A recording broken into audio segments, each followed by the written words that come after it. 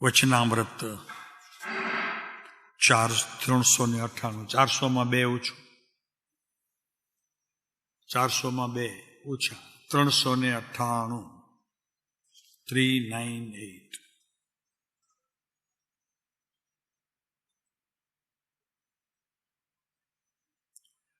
સુભાગ બાપા ઉપર છે ને?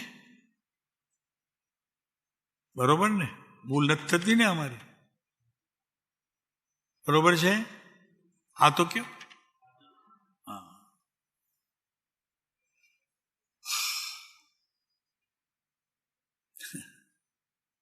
શિષ્યપણે સ્વીકાર્યું છે સૌભાગ બાપાએ પોતાને, અને કૃપાળુદેવને ગુરુપદે સ્થાપ્યા છે.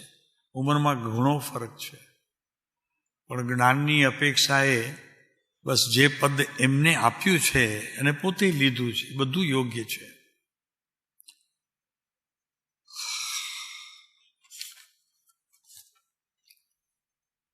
આપણી વાત આવી હતી ત્યાં કાલે, શાસ્ત્રોની વિશે આ કાળને અનુક્રમે ક્ષીણપણા યોગ્ય કહ્યો છે. એટલે એક વસ્તુ આમાં આપણને ચેતવણી રૂપ છે કે બિલકુલ શાસ્ત્રોના આધારે રહીને એનો અર્થ કરી અને જીવન અધ્યાત્મમાં જરી સંભાળીને કદમ મૂકવી જોઈશે.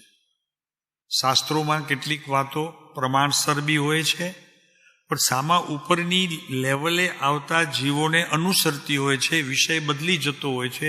અહીંયા પરમાર્થ છે, ત્યાં ક્યાંક વૈરાગ્ય હોય, ત્યાં ક્યાંક ક્ષમતા હોય, ક્યાંક સંવર હોય, ત્યાં આશ્રવ હોય, બધા જ પ્રકાર હોઈ શકે છે. તો એને અનુસરીને ભાષાની રચના નીચે કહેવામાં આવે છે. પણ અહીંયા તો આ બે સખા છે પરમ. હવે આમાં શિષ્ય કોણ છે ને ગુરુ કોણ છે ક્યારેક તો પત્રોમાં ખબર નથી પડતી, પણ આમાં તો સમજાયું કે બાપાએ પરમ કૃપાળુદેવને ગુરુપદે સ્થાપી દીધા છે, અને કૃપાળુદેવે સૌભાગભાઈને એ રાહ તરફ જતા એક અલઘારી પુરુષને પોતાને બગલમાં લઈ લીધા છે. કેટલી સુંદર વાત છે. કોણ શિષ્ય કોણ ગુરુ ખબર પડતી નથી, છતાં ક્યારેક પકડાઈ જાય છે બંનેમાંથી કોક. તો આપણે હોશિયાર ખરા ને એટલે પકડી લઈએ. સાહેબ અહીંયા તો આ ગુરુપદે ને અહીંયા તો આમ, ઠીક જે હોય તે, પણ બહુ જ સુંદર છે. તો એની વાત આપણે આગળ ચલાવશું. એ પત્રને શાસ્ત્રોની વિશે આ કાળને અનુક્રમે ક્ષીણપણા યોગ્ય છે. એનું કારણ એ છે કે તું અધૂરો હોઈશ અને શાસ્ત્રની ભાષાનો જાણકાર હોઈશ, પણ ભેદ પાડનારો નહીં હોય, તો એકનું બીજું ઘણી વખત સમજાઈ જતા કંઈક જુદી જ સમજણ આપણા જીવનમાં ઊભી રહે છે. અને તે સંબંધી એ કાર્ય કરતા જે ફળ મને મળવું જોઈએ, જે લાભ મને મળવો જોઈએ, એ મળતો નથી. એટલે મારા પ્રભુએ શું કર્યું કે પોતે ગુજરાતી હતા તો માહિર હતા એમાં, એટલે પોતાની ભાષા ગુજરાતીમાં જ પત્રો લખીને આપણને બોધ સમક્ષ મૂકી દીધી. કૃપાળુદેવને ખ્યાલ આવી ગયો હશે, શાસ્ત્રના શ્રવણ કરનારા તો ઘણા હશે, અભ્યાસી ઘણા હશે, પંડિતો ઘણા હશે. આવતા કાળની અંદર પણ વિશેષ અને લાગે છે પંડિતો ઘણા છે, પણ ગુજરાતી ચાલતી ભાષામાં એ વિષયની અંદર અધ્યાત્મના શબ્દો ભેગા કરી અને પ્રમાણસર મૂકવા એ પ્રભુ આ પુરુષનું જ કામ છે. એટલે તો ઉમાશંકરે કીધું કે આવી ગુજરાતી વાંચી નથી, આવી ગુજરાતી જોઈ નથી, આવા આપણા સંસ્કૃતના શબ્દો જેવી ગોઠવણ જે શબ્દોની કરવામાં આવી છે, વ્યાકરણની કરવામાં આવી છે, આજ દિવસ સુધી લક્ષમાં જ નથી આવી. તો હું તો સમજતો હતો, ઉમાશંકર કે આ કાળમાં આ ગુજરાત ભૂમિ ઉપર મારા જેવો તો કોઈ જાણકાર જ નથી. એટલી ગુજરાતીનો હું માહેર માસ્ટર છું. જેવું વચનામૃત વાંચતા ગયા તો સૌથી પહેલા અભ્યાસમાં એ આવ્યું કે વચન તો અદ્ભુત છે, તો જ્યારે વંચાશે ત્યારે એનો અર્થ કોઈક મહાન સંતો પાસે, અનુભવી પાસે કરીશ ત્યારે. પણ એક વાત તો મારી બરોબર મને પકડાય છે કે હું ગુજરાતીમાં ઘણો કાચો છું. આપણે ક્યારે કચાશ લાગી? કારણ કે આપણી ગુજરાતી તો ઉમાશંકર જેવી જ હોય ને. આ શું છું કે હા, કદી આમ થયું કે નહીં આ નથી સમજાતું? જો બે પ્રકાર છે. એક, જે પુરુષના વચનો સાંભળીએ છીએ એના પ્રત્યે અનહદ શ્રદ્ધા, સમર્પણ ભાવ, અર્પણતા અને સર્વાંગે પોતાનું હૃદય, મન, બુદ્ધિ બધું સોંપી દીધું હોય તો એને ચિંતા નથી.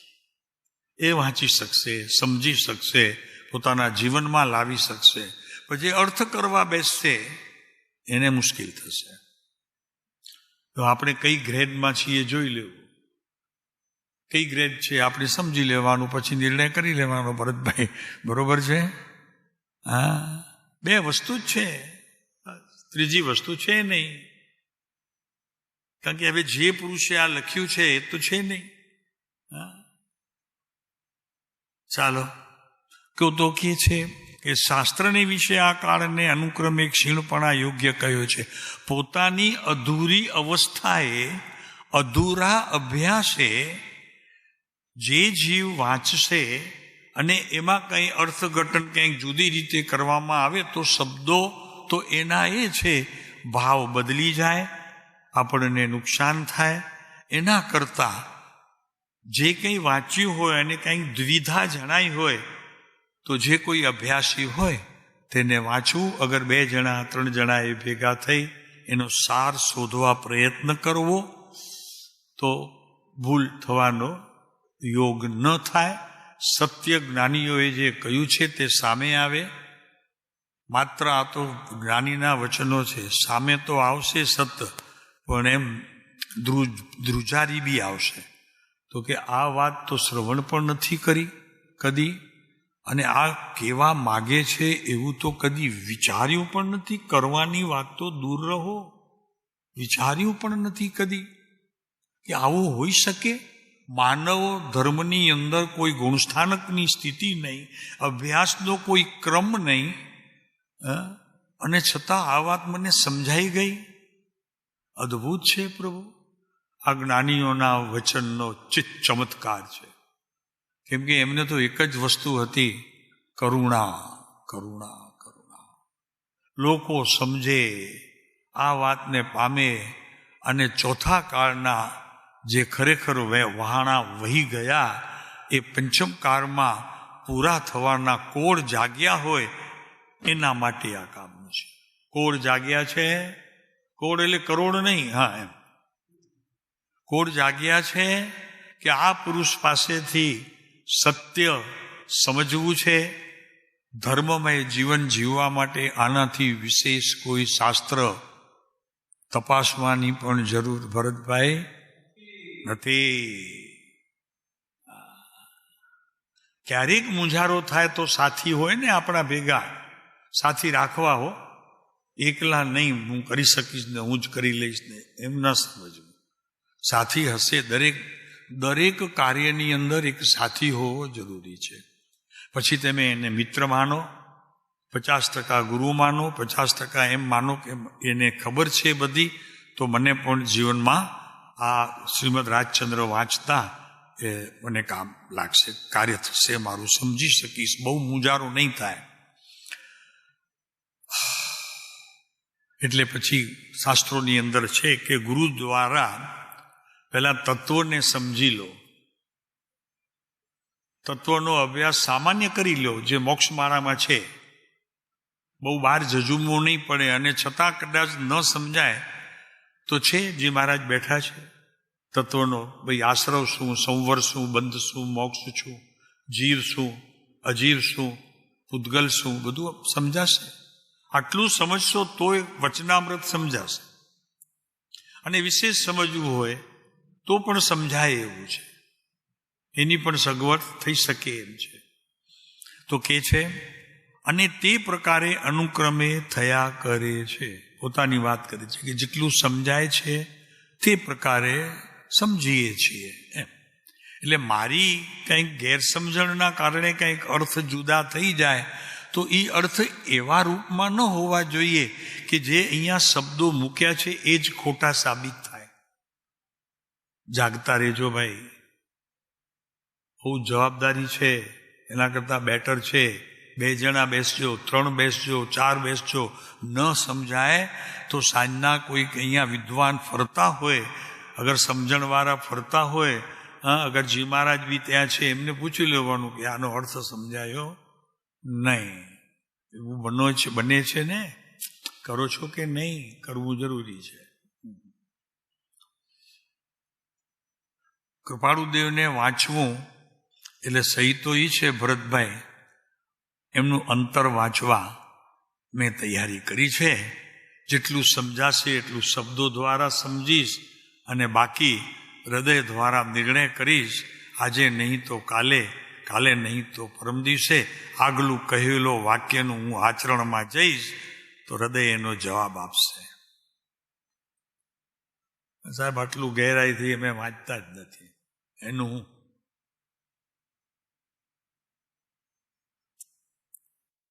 શું લક્ષ્મીચંદભાઈ, પ્રભુ અદ્ભુત છે જ્ઞાનીઓની આ રીત. તો કે છે કે શાસ્ત્રને વિશે આ કાળને અનુક્રમે ક્ષીણપણા યોગ્ય કહ્યો છે. પોતાની ભૂલ શાસ્ત્રમાં બતાવવા સુધીની આડોડાઈ, અવરચંડાઈ કરવાવાળા ચેતે. જોકે અહીંયા તો એવું કંઈ થતું નથી, તરત સમજી શકાય છે. તો કે છે અને તે પ્રકારે અનુક્રમે થયા કરે છે. એક ક્ષીણપણું મુખ્ય કરીને પરમાર્થ સંબંધીનું કહ્યું છે. પરમાર્થના પ્રકાર કે છે હવે કે કેટલા પ્રકાર પરમાર્થને સમજવા માટે છે. એનાથી કંઈ જુદી જુદી ભાષાએ અને શબ્દોના કંઈક જુદા અર્થે અને વ્યાકરણે કંઈક જુદું સમજી લઈએ, એની વાત જરા ખુલાસો કરે છે. કરવા દઈએ મારા પ્રભુને. તો કે છે પરમાર્થ સંબંધીનું કહ્યું છે જે કાળમાં અત્યંત દુર્લભપણે પરમાર્થની પ્રાપ્તિ થાય તે કાળ દુષમ કહેવા યોગ્ય છે. એટલે કાળનો એટલો ભાગ, આખો કાળ નહીં, આ પંચમ કાળના અંત સુધી નથી જવાનો, મધ્યમ સુધી પણ નથી જવાનો. આપણી બુદ્ધિના લેવલે એને ખરેખર નિર્ણય કરવામાં, આપણી બુદ્ધિને, આપણા જ્ઞાનને ત્યાં સુધી જ ખર્ચવું. અને જ્યાં બુદ્ધિ અને શબ્દોની ભાષા વર્ગણા એ આપણને જ્યારે મેળ ન ખાતો હોય ત્યારે કોઈક હજી આગળ વધીને એવા કોઈક વિદ્વાન સમક્ષ જઈને પૂછા કરવી. આવું જો જીવનમાં નથી બનતું તો વચનામૃત વાંચવાનો કંઈ મિનિંગ છે નહીં. આવું બનવું જોઈએ. સાહેબ, એટલે સુધી તો નથી, એનાથી તો ઘણા આગળ નીકળી ગયા છીએ સાહેબ. સારી વાત છે, ધન્યવાદને પાત્ર છો કે જ્ઞાનીના વચનોનું રહસ્ય જેને પકડાયું, પ્રભુ એને તો 20 દોહરાનું રહસ્ય પકડાઈ ગયું, બરાબર થયું. અને 20 દોહરા જેને બરોબર પકડાઈ ગયા, કમસે કમ એના દોષ તો ટળ્યા અને ટળ્યા. બાકી રહી જ્ઞાનની અને સમજણની વાત તો સંતો પાસે બેસી અને એનું પાન કરવું, ભાન સહિત પાન કરવું. પણ તમે બચી ગયા, એ વાતથી બચી ગયા. થાય છે એવું કરજો પ્રભુ. એમ નહીં સમજતા કે આ ગુજરાતી છે અને હું ગુજરાતી ભણું છું. ઉમાશંકરનો દાખલો આપ્યો, બીજા એવા ઘણા આપણે લેખકો છે કે જે આ શ્રીમદને વાંચીને મોઢામાં આંગળા નાખી માથું કૂટે છે. આપણને એની કિંમત નથી, આપણે તો સમજીએ છીએ કે આ કે છે. એમ નથી, બહુ ગહેરાઈ છે, ઊંડાઈ ઘણી છે. અને છતાં શૈલી એટલા માટે છે કે હું એમને ફોલો કરું છું. મારા હૃદયમાં, મારા અંગના એક પાર્ટ ઉપર આનું શાસન ચાલે છે, માટે સરળ છે. મને ચિંતા નથી. બરોબર છે? આગળ ચાલશું? ઠીક છે, અમારી વાત બરોબર હતી ભરતભાઈ? હું એમને ફોલો કરું છું સાદી ભાષામાં, પણ પ્રભુ હું તો શરણું સ્વીકારું છું, એના શરણે જ છું. ફોલો કરું છું માત્ર તો એમને વાંચું છું અને અર્થ કરીને મારા જીવનમાં એમાં પ્રવેશ કરવાનો ખરેખર દાવો કરું છું. એ કરતા આ વાત જ્યારે હૃદયની અંદર સોંસરી પાર થાય ત્યારે એની વાત કરે છે. આ પરમાર્થ વૃત્તિ આ પત્રની અંદર કંઈક 20-22 વખત પરમાર્થ પરમાર્થ પરમાર્થ શબ્દ છે. વાંચ્યું છે કોઈએ? 20 થી 22 વખત શબ્દ અને એને અનુસરતા એના વિભાગ છે. કેટલા? 21 વાર. 21 વખત પરમાર્થ સંબંધી. ભરતભાઈ, પરમાર્થ એટલે કે ઉત્કૃષ્ટ આત્મામાં વીર્યની અંદર જે ઉત્કૃષ્ટમાં ઉત્કૃષ્ટ કાર્ય છે તેને અહીંયા પરમાર્થ કહે છે. અને જે પરમાર્થને પ્રાપ્ત કરવાથી આત્માની સ્થિતિ પણ કરુણામય થઈ અને મારા જ્ઞાન સુધી એનું સિંચન થાય છે, એના ભાવાર્થ સમજાય છે, મારું જીવન આખું બદલી જાય છે, મારી ક્રિયાઓ બધી બદલી જાય છે, મારો વ્યવહાર બધો બદલી જાય છે. કાલે શું હતું, આજે શું છે એટલું કદાચ ટૂંકો વિષય આપણને ખ્યાલમાં ન આવે, પણ ગયા વર્ષે જ્યારે અમે હતા એના કરતાં આ વર્ષ અમારા માટે ઉત્તમ છે. ચાલો જવા દો, એ પણ નહીં. ગયા મહિને હું જે સ્થિતિમાં હતો એના કરતાં આ મહિનાની સ્થિતિ મારી ઘણી જ સારી છે. એમાં ભીતર પિતા બેઠો છે, આત્મપિતા, એ એટલી ખાતરી આપે છે. એના કરતાં પણ જ્યારે જ્યારે એ શબ્દોનું શ્રવણ કરતું જાઉં અને જ્ઞાનની અંદર એને ઉતારવાનો અવકાશ એ શબ્દો જ મને પાતા જાય. પ્રભુ, મને તો એમ થયું કોકની વાવ છે, કોકનો કૂવો છે, કોક ખેડૂત છે, કોકનું ગાડું છે, કોકનો ઓલો ચામડાનો કોષ છે અને કોક બહાર મૂકે છે. બાપુ, હું તો તૃપ્ત થઈ ગયો. પણ જ્યારે ખબર પડે કે આ કરનારો બીજો કોઈ નહીં, આ વાડીનો ખેડૂત છે, પ્રભુ એને જઈ એના પગ પકડીલું. બાપુ, અમૃત પીધું, પાણી શું પીધું બાપુ, આ નારિયેળ પાણી એવું નહોતું, એવું પાણી તો આપે મને પીવડાવ્યું છે. સ્વાદ તમારે વિચારવાનો.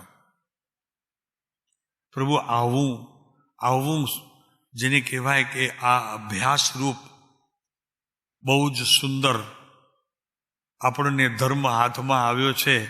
ઈચ્છા કારણે સંદેશો ભગવાન ચૈતવંદન કરવું, એમાં તો ઘણું બધું છે.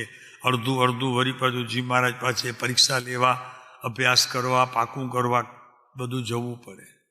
અનથ ઉશીષેણ, નિશીષેણ, ખાસીણ, છીણ, જંબાયણ, આ બધું શીખવા માટે સમયની આપણી પાસે બેલેન્સ હોવી જોઈએ.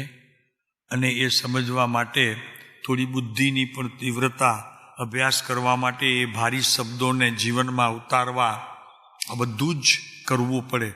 આ ચાલતો વિષય મારો ગુજરાતીનો, રોજ સવારના ખાઉં, બપોરના ખાઉં, સાંજના ખાઉં, આખો દિવસ એને ખાયા જ કરું, સાંભળ્યા કરું, ખાયા કરું, સાંભળ્યા કરું, ખાયા કરું, અંતરમાં ઉતાર્યા કરું. આવી સરળ ભાષા પ્રભુ આ પુરુષે આપણને આપી છે.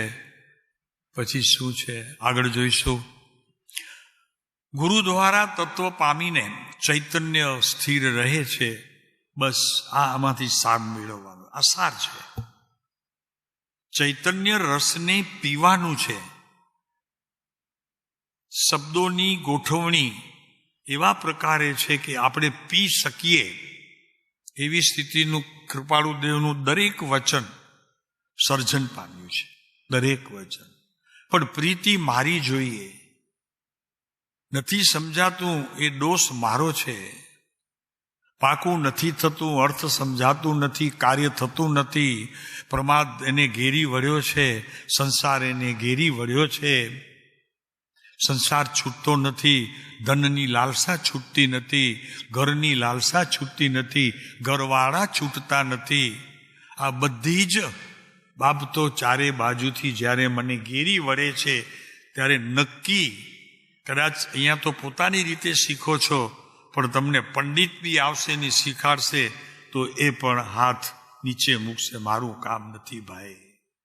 મારું કામ નથી, હું તમને નહીં સમજાવી શકું. તો અહીંયા કહે છે મુખ્ય કરીને કાળને અનુક્રમે ક્ષીણપણા યોગ્ય કહ્યું છે. તો દોષિત છે ભાઈ.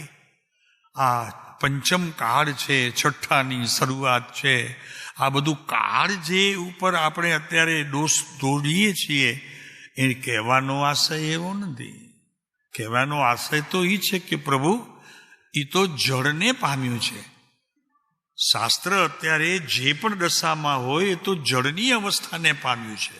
એને લખનારો કોઈ ચેતન સત્તામાં હતો, તો એ ચેતન સત્તામાં લખાયેલા જે આ શબ્દો છે, કાં તો તને ત્યાં સુધી યાત્રા કરવી પડશે અગર તને ચેતન અને જળનો ભેદ સમજી અને એમાં જે કંઈ તને વીચમાં આવતું હોય, તકલીફ આપતો હોય, એને રજા આપવી પડશે ભાઈ. કદાચ માની લો કે શાસ્ત્રને રજા ન આપી તો એ પદાર્થને રજા આપ્યા પછી તારે એની સાથે સંબંધ બહુ નહીં રહે, અલ્પ રહેશે, જે તને તારા શાસ્ત્રોની સમજણમાં કાર્યકારી થશે. એટલે અહીંયા એ મૂક્યું છે ને, જે પરમાર્થની ક્ષીણપણું મુખ્ય કરીને પરમાર્થ સંબંધીનું કહ્યું છે. તો પરમાર્થ કંઈ જળમાં નથી. પરમાર્થની સંબંધિત વાત જે અહીંયા કરવામાં આવે છે તારા જ્ઞાનની સાથે એકાગ્રતા કરતો વિષય છે. સમજાય છે? આ શબ્દ પકડાયું? હા કયો કા ના તો કયો? હા કયો કા ના કયો? સાહેબ, આ અક્ષર તો જળને અનુસરનારા છે. જળથી ચેતન સત્તાનો ખુલાસો કરવાની શક્તિ જો એટલી જળમાં પણ છે તો પ્રભુ હું તો માનવ છું, હું તો માનવ છું, એને શોધી કાઢવું મારું કર્તવ્ય છે. હાલો, તો એ કાળને અનુક્રમે ક્ષીણપણા યોગ્ય કહ્યું છે. પણ આપ નહીં કહેતા, અહીંયા એટલા માટે નથી લખ્યું કે તમે એને આપતા જ રહો. તો કે શું કરીએ, આ નથી સમજાતા શબ્દો. તમે નહીં કહેતા, તમે એને સમજવાનો પ્રયત્ન કરજો કે ભાઈ કાળને શું કામ દોષ દઉં? કાળને ક્યાં જ્ઞાન છે? બોલો, કાળ કંઈ જ્ઞાનને ભણ્યો છે? એને કંઈ જ્ઞાન છે? એ કોના પરિચયમાં આવે તો એ કાળ એ વયો જાય છે. સમય 1 મિનિટ સેકન્ડથી કરીને તમે શરૂ કરો, એનાથી નીચે નથી વાત કરતા. તો એ અહીંયા એક શબ્દ મૂકવામાં આવ્યો છે આપણને સમજવા માટે. તો કે કાળને અનુક્રમે ક્ષીણપણા યોગ્ય કહ્યો છે અને તે પ્રકારે અનુક્રમે થયા કરે છે. એ થયા કરશે. આપ એમાંથી જે હોય એ શોધી લો, બરોબર ને? ભાઈ બહેનો દહીં ને ઓલું અંદરમાં શું કહેવાય, ઓલું વલોણું કરીને જે મેળવે, આમ એકદમ એટલું બધું મેળવે, ક્યારેક કલાક મેળવવું પડે, ત્યારે શું નીકળે અંદરથી? કેમ શું થયું? છાશમાંથી કંઈ માખણ નીકળતા હશે, પાણીમાંથી કંઈ માખણ નીકળતા હશે, પછી એને ફેંકી દેવાનું આપણને. નહીં બેઓ કયો તો ખરાબ, એનો ફેંકી દો છો. પછી અડધો કલાક વલોણું ફેરવ્યું દહીંમાં, સારી ભરેલી આટલી બરણી હતી, અને એમાં કંઈક ઉપર આવ્યું તો કે આ તો કચરો આવ્યો, લ્યો કાઢો એને બહાર. એમ કરો છો કે પછી એ માખણ શું હોય એનું જ્ઞાન બધું જ થાય કે તો બહુ કામની ચીજ છે, એનાથી ઘી બનશે, લાડવા બનશે. અડધું દીકરીને મોકલાવીશ, હમણાં સાસરે ગઈ છે તો એને મોકલાવીશ, સારું લાગશે. અડધું આપણે વાપરશું. તો માખણને દોષ આપ્યો. શાસ્ત્રમાં કહેલી વાતો જ્ઞાનીઓની એને દોષ આપ્યો. આજો બહુ સરસ છે, એકદમ સમજવા જેવું. પરમાર્થની એક ક્ષીણપણું મુખ્ય કરીને પરમાર્થ સંબંધીનું કહ્યું છે. આ કાળનું અનુક્રમે ક્ષીણપણા યોગ્ય કહ્યું છે અને તે પ્રકારે અનુક્રમે થયા કરે છે. તે ક્ષીણપણું મુખ્ય કરીને પરમાર્થ સંબંધીનું છે. ત્યાં પરમાર્થ સંબંધીનું લીધું કે ભાઈ એવી વસ્તુ તારી પાસે એક છે કે જેમાંથી ઉત્કૃષ્ટ પ્રકારે તારા આત્માની કાંઈક ખબર મોકલાવે અને કાંઈક દ્રશ્ય તારી નજરે ચડે અને એમાંથી આ માખણ નીકળ્યું. યાર, એનાથી તો આજે 1000 રૂપિયા કિલો છે. અને છાશ શું ભાવ છે ભાઈ? એમ જ માંગી લઈએ તો કોઈ આપી દે એકાદો આટલો છાશ. અપથ. સીધી વાત છે. એટલે કહેવાનો મતલબ શું છે કે એમ આ જ્ઞાનીના વચનો વાંચવાનો પ્રયત્ન કરનારને જ્ઞાનીનો કહેવાનો આશ્રય પકડાશે, અને આશ્રય પકડાયો તો આશ્રવ ઊભો રહેશે નહીં. શું મહેન્દ્ર, શું છે? તો કે છે શાસ્ત્રોની વિશે આ કાળને અનુક્રમે ક્ષીણ પડવા યોગ્ય કહ્યું છે, અને તે પ્રકારે અનુક્રમે થયા કરે છે. એનું એક બીજું કારણ પણ આપણે જરાક જોવું પડશે આજે, કારણ કે જ્યારે એ પત્રને આપણે આગળ વધવા માટે જઈ રહ્યા છીએ ત્યારે એને પણ જરી જોવું પડશે. જરાક જોઈ લઈએ.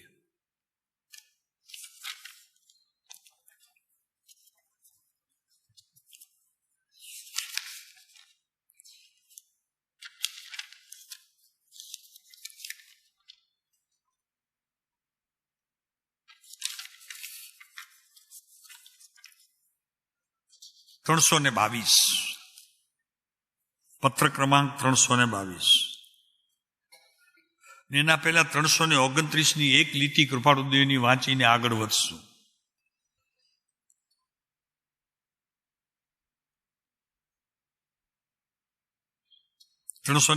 ની પહેલી લીટી તરત સમજાય એવી છે.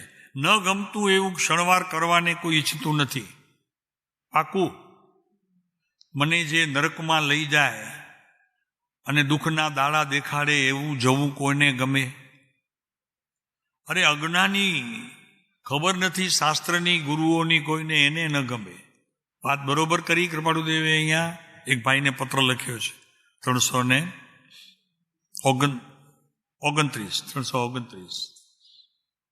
ન ગમતું એવું ક્ષણવાર કરવાને કોઈ ઈચ્છતું નથી. 329.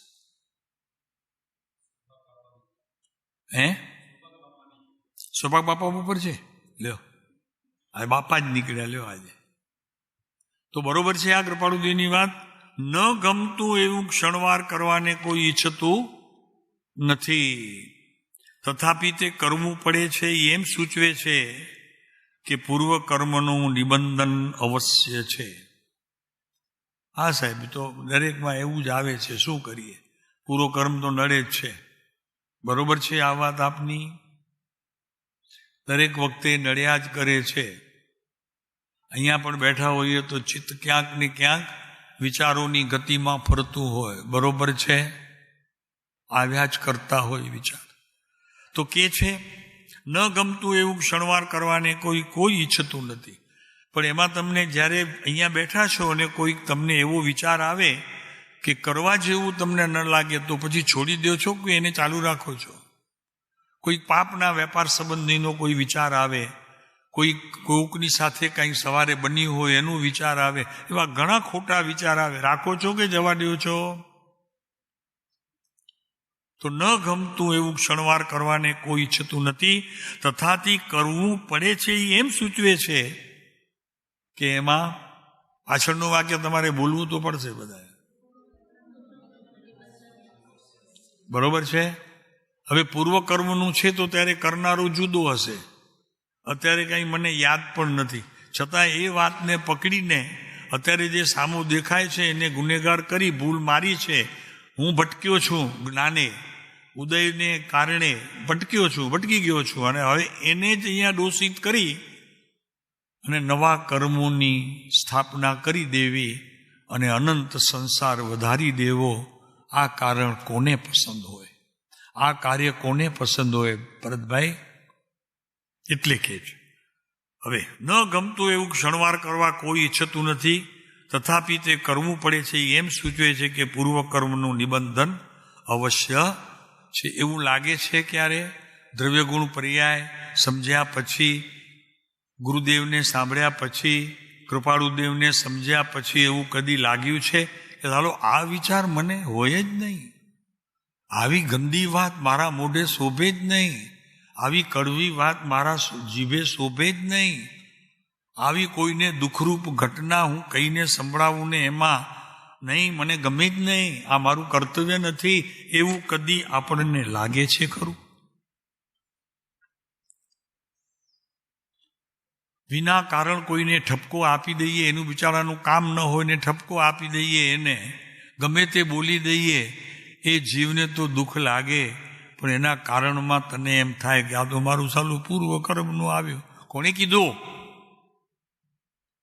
કયા જ્ઞાને અંદરમાંથી તને અવાજ દીધો કે આ પૂર્વ કર્મનું છે? વર્તમાન તારી ભૂલ છે એમ સમજીને આગળ વધ. પછી એ નિર્ણય થશે કે આ પૂર્વ કરેલું છે. ખસે નહીં. કેટલો બી પ્રયોગ કરે એ ભાવ તારા જાય નહીં.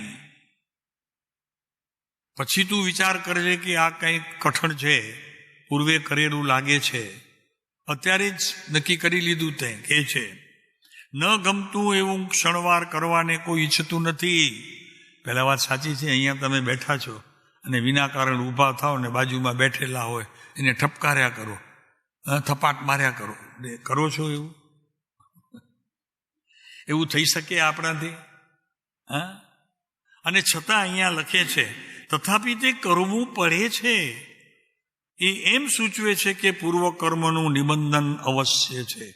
હાથ કોઈ દિવસ અટક્યા, જીભ કોઈ દિવસ કંઈ કહેતા, એવું ખોટું કહેતા અટકી, તો તારે વિચાર કરવાનું કે નહીં, મારાથી તો આ થઈ ન શકે. આ તો કોઈ પૂર્વ કર્મનો બળવાન તે સમયે બાંધેલું કર્મ વર્તમાનમાં ઉદય આવ્યો છે, મારે ચેતવા જેવું છે. મિચ્છામિ દુક્કડમ પ્રભુ. એ મિચ્છામિ દુક્કડમ તમે જ્યારે લ્યો આવું ત્યારે સમજવું કે તમે જાગો છો. તો અહીંયા કૃપાળુદેવ કહે છે ન ગમતું ક્ષણવાર કરવાને કોઈ ઈચ્છતું નથી, તથાપી કરવું પડે છે. એ એમ સૂચવે છે પહેલા કરવું પડે નહીં એવી સ્થિતિનું સર્જન પછી જ આગળ વધવાનું છે. એમ નહીં કામ કરી દીધું પછી વિચારણામાં નથી લેવાનો. તો કે ના મૂકી ગઈ, ખ્યાલ જ ના આવ્યો ને આવું તોર મેં બધું કરી લીધું, મેં આ નહોતું કરવું જોઈતું. એવું કંઈ ના હોય. એટલું તારું જ્ઞાન પાવરદું નથી. હા, તો કે છે તથાપી તે કરવું પડે છે એમ સૂચવે છે કે પૂર્વ કર્મનું નિબંધન. હવે જો પૂર્વ કર્મનું છે તો સામે જે માણસ ઊભો છે એનો તો ગુનો નથી ને, કે જેના માટે તે અત્યારે આ વાત કરી કે ઝઘડો કર્યો કે જે કાંઈ બોલ્યો હોય એ તો એનું તો કંઈ ગુનો નથી ને. તો એ પૂર્વ કર્મનું નિબંધન છે. તારે જાગવાનું છે આમાં અને એનું મિચ્છામિ દુક્કડમ લેવાનું છે. ત્યારે કર્મની સ્થિતિની આ આખી ઢાળ છે ને તને સમજાય. પ્રતિક્રમણ કરી લીધું અને પ્રતિક્રમણમાં તે ખમાવી લીધું, એ કંઈ ઠીક નથી. એની સામે સન્મુખ થવું જોઈએ તારે. ન સમજાય તો કહેજો, અને અમારી ભૂલ થતી હોય તો એ કહેજો જી મારે. કેમ કરીને પણ ઉદય છે બધી જગ્યાએ ઉદયને બાજુમાં રાખી અને આપણે જે આવે તેવું વર્તન કર્યા કરવું. મારો એવો ઉદય હશે, મારો એવો. એમ ન હોય પ્રભુ. તારું વર્તમાન જ્ઞાન કંઈ પૂર્વના ઉદયને જાણતું હોય તો એક દિવસ તો એ ઊભો રહેશે બરોબર. તો કે હવે બધા જ પૂર્વકર્મના નાશની વિધિએ હું અત્યારે પ્રવર્તતો છું, હવે સંભાળજે મને. પ્રભુ એમ નથી થતું. આગળ તથું કરવું પડે છે એમ સૂચવે છે કે પૂર્વકર્મનું નિબંધ. આ એટલા માટે વાત કહી કે પૂર્વકર્મનું કદાચ આવ્યું હોય અને નબળો પ્રકાર હોય તો તે સમયે મારું પ્રેઝન્ટ જ્ઞાન જે છે, કેમ કે હું દ્રવ્ય ગુણ પર્યાય શરીર સહિત છું ને, આત્માના અનંત ગુણો પરિણમનમાં આવે છે કે નહીં? બોલીએ. જે સમયે પરિણમન થાય છે દ્રવ્ય ગુણનો, તો તે સમયે દ્રવ્ય એટલે આત્મા અને ગુણ એટલે એના અનંત પર્યાય. દ્રવ્ય ગુણ કહો તો એના અનંત ગુણ એ બધા પરિણમન રૂપ થાય છે કે નહીં અવસ્થામાં? તો તમે ક્યાં હતા ત્યારે? ઊંઘમાં, ગુસ્સામાં. બોલો. હવે કે છે તો એમ સૂચવે છે કે પૂર્વકર્મનું નિબંધન અવશ્ય છે. જાગતો રહેજે ભાઈ, તારે અત્યારે પ્રત્યાખ્યાન પ્રતિક્રમણ કરવાનો અવસર આવ્યો છે. મિચ્છામિ દુક્કડમ લેવાનો એ પુરુષનો તારી સાથે યોગ જામ્યો છે. રાઈટ ભરતભાઈ? એને અહીંયા કીધું છે જ્ઞાનની યથાર્થ સમજણે બંધન નથી. એને દ્રવ્ય ગુણ પર્યાયનો અભ્યાસ કરવાની જરૂર છે. આ પ્રયોગ થયા પછી એક પણ એનું સેમ્પલ મારી પાસે હોય પછી એના પહેલા આ દ્રવ્ય એક સમયનો અને પર્યાય એક સમયની, ગુણ પણ અનંતા છે પણ પરિણમન એક સમયનું. આ માત્ર વાતો. આપણા જીવનની અંદર કેટલું એને પલટવાર કર્યું એ જોવા જેવું છે. આગળ ચાલશો. એમ સૂચવે છે કે પૂર્વકર્મનું નિબંધન અવશ્ય છે. હવે પૂર્વકર્મનું નિબંધન છે તો ઝઘડો ટૂંકો થાય કે લાંબો થાય? ખબર પડી ગઈ નહીં? આ તો આગલા ભાવનું છે, અત્યારે કંઈ નથી, કંઈ એવું મેં નથી કર્યું, હું એમને ઓળખતો બી નથી. તો ખબર પડે તો મારું શું કર્તવ્ય છે? ચાલો આગળ જોઈશું. અવિકલ્પ સમાધિનું ધ્યાન ક્ષણવાર પણ મટતું નથી. એ દશા વર્ણવે છે કે એ કોને આવે યાદ, અને કોણ એ આટલી સૂક્ષ્મ ક્રિયા કરીને પૂર્વકર્મના દોષોને નિમંત્રણ આપી અને એની નિર્જરા કરી શકે. સમજાય છે? શબ્દે કઈ નિર્જરા નથી માત્ર કે કહી દીધું નહીં, એની વિધિ છે. અને એ જ્ઞાન સાથે એકાગ્રતાપૂર્વક અહીંયા ટકી રહી છે. અને પ્રત્યેક એક સમયની અવસ્થા સાથે એને સંબંધ છે. હવે એક સમયનો તો આપણને જ્ઞાન નથી. છે પર્યાયનો જ્ઞાનવાળો આંગળી ઊંચી કરે. એક સમયની પર્યાય તો સાંભળી આવ્યા, ક્યાંકથી અભ્યાસ કરી આવ્યા. પણ તમને ખબર છે સમય કેટલો ઝીણો છે?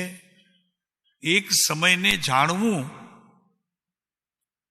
જે મહારાજ કોની જરૂર પડે, કયા જ્ઞાનની જરૂર પડે? કેવલી સિવાય બીજો કોઈ એક સમયની અવસ્થાને જાણતો હું માત્ર એના શબ્દાર્થ કરી અને એક સમયનો પર્યાયની વાત લઈ અને પછી હું દ્રવ્ય ગુણને સમજવા માટે જાઉં, પ્રભુ શક્ય નથી, રહેવા દેજો. આ છંછેડો ન કરો. ગુરુદેવ કહે છે એમની યોગ્યતા હતી અને સભામાં એવા પુરુષો પણ હતા અને હશે. બાકી કૃપાળુદેવના તો જીવનમાં એ જ હતું કે સામે પાત્રતા જોઈ શબ્દો સંધિ કરતા હતા, એવું તો એમને લબ્ધિ હતી. ફરીને એક વખત કૃપાળુદેવ કોઈને પણ વાત કરે તત્વની તો કૃપાળુદેવનું જ્ઞાન સામા જીવની તળેટીએ જઈ અને નક્કી કરી આવે કે આ સમજશે કે નહીં. પછી જ વાત કરતા હતા. કરી શક્યા હોત કૃપાળુ દ્રવ્ય ગુણ પર્યાયની, કેમ નથી કહી? કોઈ અમને કહેશે પ્રભુ આ પંચમ કાળ છે, એટલી યોગ્યતા અભ્યાસની છે નહીં, એમાં પડવા જેવું નથી. અત્યારે તો આપણને એક જ વસ્તુ કે આત્માના અનંત ગુણોમાંથી કોઈ પણ ગુણ એવું નઠારું છે કે મને એનો પ્રયોગ કરવો પડે ક્યારે? એવા પ્રયાસ રૂપ મારે કર્મ બાંધવા પડે. પહેલા એની આપણની પાસે તપાસવાની, નિર્ણય કરવાની ચોકસાઈ હોવી જોઈએ. પછી મને બીજા જીવ ઉપર ગુસ્સો આવે, ક્રોધ આવે, કેટલાય વિચારો ગંદા આવે, પછી આવે. એનાથી પહેલા ન આવવા જોઈએ. અને જો આવે છે તો સમજવી, વાત સમજી લઉં કે મારું જ્ઞાન પણ અજ્ઞાનમાં છે, અજ્ઞાન પણ કંઈક ગામતરું કરીને વયો ગયો છે, એની હાજરી જ નથી, માત્ર આ વિકલ્પોના ઝાડથી હું ગોઠવાઈ ગયો છું અને એને તત્વ સમજીને અત્યારે અભ્યાસમાં પડ્યો છું.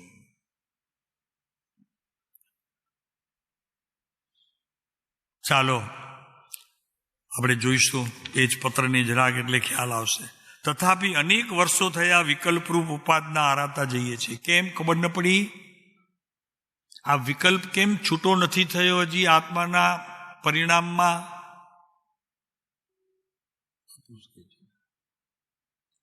વિકલ્પ દરેક કાર્યની અંદર આ વિકલ્પોની ઝાડ કેમ જતી નથી? કેમ કે જ્યાં સુધી વિકલ્પ છે ત્યારે પૂર્વકર્મની સાથે એનો સંબંધ જોડાયેલો છે અને એને કાઢવાની મારી શક્તિ નથી. ત્યાં સુધી કે અજ્ઞાન અને વિકલ્પને જ્યાં સુધી હું યથાર્થપણે સમજી ન શકું દ્રવ્ય ગુણ પર્યાય, કેટલાક કર્મો એવા હોય છે કે જે ભોગવવા પડે એવા હોય છે, કેટલાક એવા હોય છે હલકા હોય છે, વયા જાય છે આવીને, અને કેટલાક માત્ર શબ્દોની રમત રમીને વયા જાય છે. 3 પ્રકાર છે એના, જઘન્ય, ઉત્કૃષ્ટ અને અલ્પ.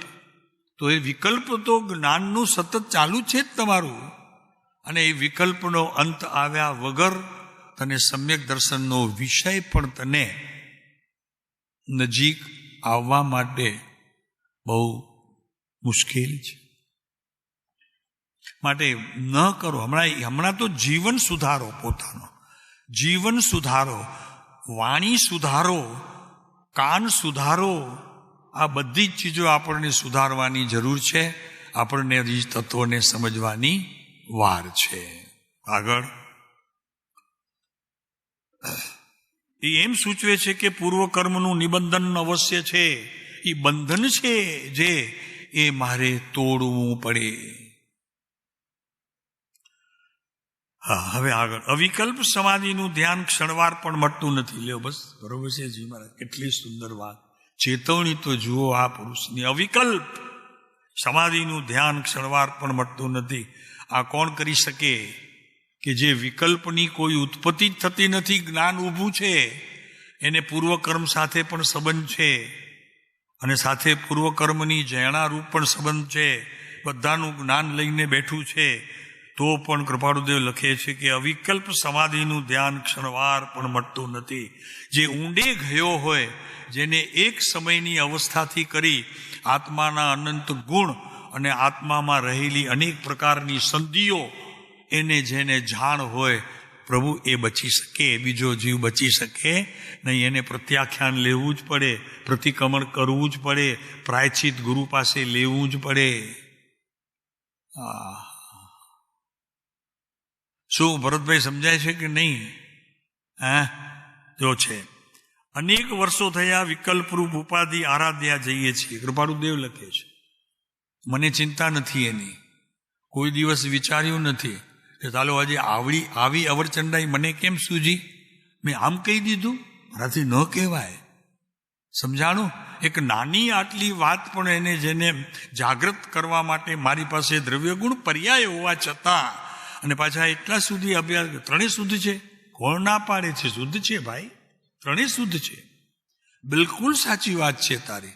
પણ તારા પરિણામની અંદર તે અશુદ્ધપણે પરિણમી અને વિકલ્પને જન્મ આપે છે. પ્રભુ એનું હું કરીશ? તું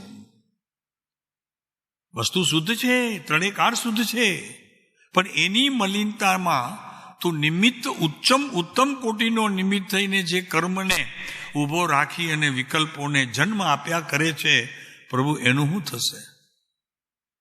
આ રીતે અત્યારના ઓલા શું કરે છે, આપણે કેમ તપ ચાલે છે, એટલે પ્રતિક્રમણ ચાલુ હોય. સારા દિવસ દરમિયાન પ્રતિક્રમણ, ઔષધ લઈને ઉપધાન. જ્ઞાનીઓનો સમય ઉપધાન ચાલે છે. સમય સમયનું ઉપધાન. આના પછી આવતી અવસ્થાનો પણ જ્ઞાન ત્યાં ઊભું જ છે. માત્ર બસ ઉપયોગ ફેરવવો છે. એક સેકન્ડની અંદર ઉપયોગ ફરી જાય છે અને એ બંધ વિના એ નિર્જરી જાય છે. એ શું કહેવાય? ઉપધાન. બાપા શબ્દ ભૂલી જવાય. અત્યારે ઉપધાન ચાલે છે ભાઈ. ઉપધાન આ છે. તો કે છે અવિકલ્પ સમાધિનું ધ્યાન ક્ષણવાર પણ મટતું નથી. એ ઊભું છે લાકડી લઈને મને મારવા. કૃપાળુદેવ કહે છે પડે નહીં એનું ધ્યાન રાખું છું. ત્યારે જ્ઞાનની દોર જતી નથી. ત્યારે એક સમયની અવસ્થામાં થતો દોષ આમ નજરે ચડે છે અને દ્રવ્ય ઉપર દ્રષ્ટિ થતા એ પર્યાયની કિંમત ત્યારે શૂન્ય કરી દઈએ છીએ. નહીં સમજાણું? આ ક્રિયા થઈ ગઈ. પર્યાયથી ખસી તરત જ ખ્યાલ આવ્યો કે આકરું છે. પર્યાયથી ખસી તરત જ દ્રવ્ય તરફ દ્રષ્ટિ કરતા આત્માના અનંત ગુણોનો ભોગી થઈ અને નિર્જરાના કાર્યમાં તે સમયે વયો જાય છે. અદ્ભુત ક્રિયા છે પ્રભુ જૈન દર્શનની અંદર. સમજવી કઠણ છે, કરવી સહેલી લાગશે. હજી કહીએ છીએ સમજવી જ કઠણ છે, કરવી તો બહુ સહેલી થશે ભાઈ. કેમ કે તું છૂટવા નીકળ્યો છે. આવા જ્ઞાનીઓનું તે સરળું સ્વીકાર્યું છે. ગુરુદેવ છે, બેનશ્રીબેન છે, કૃપાળુદેવ છે, આવાનું તે સરળું સ્વીકાર્યું છે. કૃપાળુદેવની એક વાત યાદ આવતા. એક મિનિટ, અહીંયા છે, બુક લઈ આવ્યા હતા ને, અહીંયા છે. થોડીક વાર છે, નથી? આપજો, મને આપજો, આજે આપજો જરા. ભગવાન તમારું ભલું કરશે. બસ મળી જશે. તમારા આશીર્વાદની તો જુઓ તો ખરા, તમે કેવી ઠેકડી ઉડાડો છો. આમ જરા વાત ના, ભગવાન તમારું ભલું કરે. હા, નવરો બેઠો છે, એને બીજું કામ શું છે? જુઓ,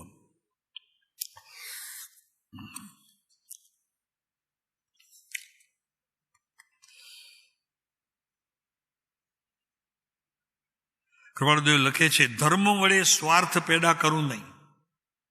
ધર્મ વડે સ્વાર્થ પેદા કરવું નહીં. ધર્મ વડે અર્થ પેદા કરવું નહીં. અર્થ એટલે પૈસો કે બીજો અર્થ છે કઈ? અને 463 વચનામૃત 19 એમ લીધું, કોઈનો ઉપકાર ઓળંગવું નહીં. નાની સરખી વાત તમને અહીંયા કોઈ લાવીને બેસાડી ગયો હોય ને, એનો પણ ઉપકાર કરજો. પ્રમાણું લે, કોઈનો ઉપકાર ઓળંગવું નહીં, ઓળવું નહીં.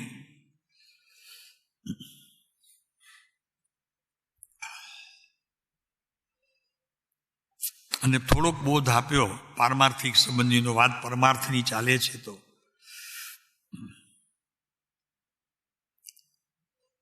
વૈરાગ્ય એ જ અનંત સુખમાં લઈ જનારો ઉત્કૃષ્ટ ભૂમિઓ છે. વૈરાગ્ય કેટલું છે પ્રમાણમાં? થર્મોમીટર કોઈએ મૂક્યું દિવસમાં, અહીંયા નહીં, બગલમાં નહીં, દિવસમાં મૂકવું જોઈએ થર્મોમીટર. વૈરાગ્ય એ જ અનંત સુખમાં લઈ જનાર ઉત્કૃષ્ટ ભૂમિઓ છે. વૈરાગ્ય એ જ ધર્મનું મૂળ છે. આગળ, મન જીતવું બહુ કઠણ છે સાહેબ, મારા તાબામાં છે એમ કેનારા ઘણા મળશે. મન જ બંધ અને મોક્ષનું કારણ છે. મન જીતવું બહુ કઠણ છે. મન જ બંધ અને મોક્ષનું કારણ છે. તૃષ્ણા એ સંસાર વૃક્ષનું બીજ છે. કેટલી તૃષ્ણા છે, કેટલામાં કેવા પ્રકારની છે, એમાં કદી આપણે નજર કરી અને કોઈ વિશેષ દોષવાળા બધા, ખરેખર એ બધા સંસાર વધારનારા હોય તૃષ્ણાઓ, એને રજા આપી, એનું વ્રત કોઈ સંતો પાસે લીધું કે મને આ બહુ પજવે છે, એમ એક દાખલો હોય તો અહીંયા બતાવો રાજનગરમાં, તો બહુ આનંદ આવશે. કરેલી ભૂલની ક્ષમા કોઈએ માગી, અહીંયા બેઠા છે ગુરુ તપસ્વી, ઘર છોડ્યું છે, કુટુંબ છોડ્યું છે, સમાજ છોડ્યું છે, ભલે જેવી રીતે બી છોડ્યું હોય એવી રીતે આપ પણ છોડી શકો છો, તો આપણું પણ નામ એમાં આવી જશે. વાતો વાતો વાતો નથી કરવા જેવી ભાઈ. આ હરેક જ્ઞાનીઓના વચનોને પોતાના શબ્દોથી તોલવું નથી, હૃદયથી તોલવું છે. હૃદયથી તોલો, એનું માપ કાઢો, ખબર પડશે હું ક્યાં છું, જગત ક્યાં છે, જ્ઞાનીઓ ક્યાં છે, સંતો ક્યાં છે, અરિહંત પરમાત્મા ક્યાં છે, એની ખબર પડશે. ચાલો આ પત્ર આગળ વાંચ્યા જ કરશું, એનું નિરંતર ચિંતન કર્યા જ કરશું. સમજવા જેવું છે, જેટલું વિશેષ સમજાશે, કારણ કે આખા પત્રની અંદર પરમાર્થ પણ કેટલા વખત, 21 વખત, ઓહો, એકલું પરમાર્થ ભર્યું પડ્યું. પરમ ઉત્કૃષ્ટ, કાલે કીધું તું ઉત્કૃષ્ટ, તો ઉત્કૃષ્ટ શું છે? મોક્ષ સિવાય કોઈ વિશ્વમાં ઉત્કૃષ્ટ વસ્તુ છે? તો એ જ જેનું પ્રયોજન છે એ પ્રકૃષ્ટ આપણે પરમાર્થ, એની વાત કરશું, અભ્યાસ કરી આવશો. 326 નંબરના પત્રનો વિશેષ 326 છે ને, 300 શું છે, ઓલો ક્રમ છે, એમાં ક્રમ છે. હું વાત બીજી કરું છું, એક મિનિટ જોઈને. આ 236 પત્ર છે, પત્ર જ 236. પરમાર્થ નીચેની વાર્તા વિશેષ ઉપયોગી છે, એ ત્યાંથી શરૂ થાય. પરમાર્થમાં નીચેની વાર્તા વિશેષ ઉપયોગી છે. આવ્યું ને જી મહારાજ ઉપર? હા, એ છે. ઈ કામ લઈ લેશું પરમ દિવસે, તો એનાથી બહુ ખુલ્લું થશે. બહુ આવ્યું ને જી મહારાજ? આજે 326 તરવાને માટે જીવે પ્રથમ શું કરવું, ત્યાંથી તરવાને માટે આ શરૂઆતે 236. રાઈટ.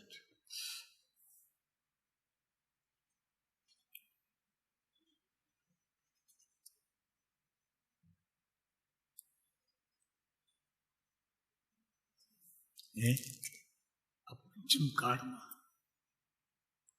કૃપાળુ દેવે જે આપ્યું છે, લાગે છે કે મહાવીરના નિર્વાણ પછી સૌથી વિશેષ જો ખરેખર વિતરાગ માર્ગની પ્રભાવના થઈ હોય તો એટલું આપ્યું છે, એટલું આપ્યું છે. મહાવીરના નિર્વાણ પછી વિશેષમાં વિશેષ જૈન દર્શન સંબંધીનું જે કંઈ પણ મળ્યું છે, પ્રભુ આ પુરુષને જ આભારી છે. જતું હતું જૈન દર્શન, સાવ ધોવાઈ જતું હતું. આ પુરુષે, જેને કહેવાય ને કે જેટલું મહાવીર પાસે હતું ને, તો મહાવીરની ભાષામાં નહીં, ચાલતી ગુજરાતી ભાષામાં આપણને આપ્યું છે. મોટો ઉપકાર તો એ છે જી મહારાજ, બહુ મોટો ઉપકાર. એ ભાષા જો અત્યારે આપણી પાસે તો હતું જ નહીં એનું કંઈ હથિયાર, પણ એનો મહિમા મને આવવો જોઈએ. એટલે તું કોણ, મને એટલે કોણ, એ વાતની પરીક્ષા મારે પોતાને કરવી જોઈએ કે એનો એક અંશ જો આપ્યો હોત ને મને કૃપાળુએ, એક અંશ, પ્રભુ મુક્તિને પણ કહું કે ઠહેર જા, ઠહેર જા, देने वाला तू नहीं है, देने वाला आएगा वो देगा, તું નહીં હે. એટલે આ રમત ઓછી નથી. લોકો ભ્રમિત છે, હજી ભ્રમિત છે. નામ એટલું જ કહેવાય લોકો. અમારો આશય તો ઘણો કહેવાનું છે, પણ લોકો, બસ આ એની મર્યાદા છે. માણસો મુક્તિ મુક્તિ મુક્તિ માટે અનેક પ્રકારના ઉપચાર કરે છે, જે એકે ઉપચાર એમના જીવનમાં કોઈ ફળીભૂત થઈ અને મુક્તિના સહેજ અણસાર સુધી તો પહોંચે, અશક્ય છે. અણસાર, અણઘારની વાત ન કરી અમે, તમે સમજો, અણઘાર નહીં, અણસાર, અણસાર સુધી પણ પહોંચવું કઠણ છે. જો એ પુરુષની તમારા જીવનની અંદર ગેરહાજરી છે તો. ફોટામાં હોય એની વાત નથી, હૃદયમાં પણ હોય એની એ વાત નથી. શું કરીએ? આ આટલું એમણે આપ્યું છે આ કાળમાં, અને તે પણ સાદી ગુજરાતી ભાષામાં. બસ મારે તો ખાલી કાંઈ જ કરવાનું નથી, સોંપી દેવાનું છે મારું હૃદય એમને. પ્રભુ આપ ઠીક લાગે તેમ કરો. કોઈ મારે સાજા જાજા શબ્દોનો પ્રયોગ કર્યા વગર શાસ્ત્રએ મારે સમજવું નથી. જે હોય તે. હા, તમે સમજાણા, આનાથી રૂડું સુધી છે. જે દિવસે તમે સમજાણા, અમારા હૃદયમાં ઠલવાયા, પતી ગયું, કાંઈ છે જ નહીં, સમજી લેજો. બાકી જ કાંઈ બચ્યું નથી જગતમાંથી લેવા માટે.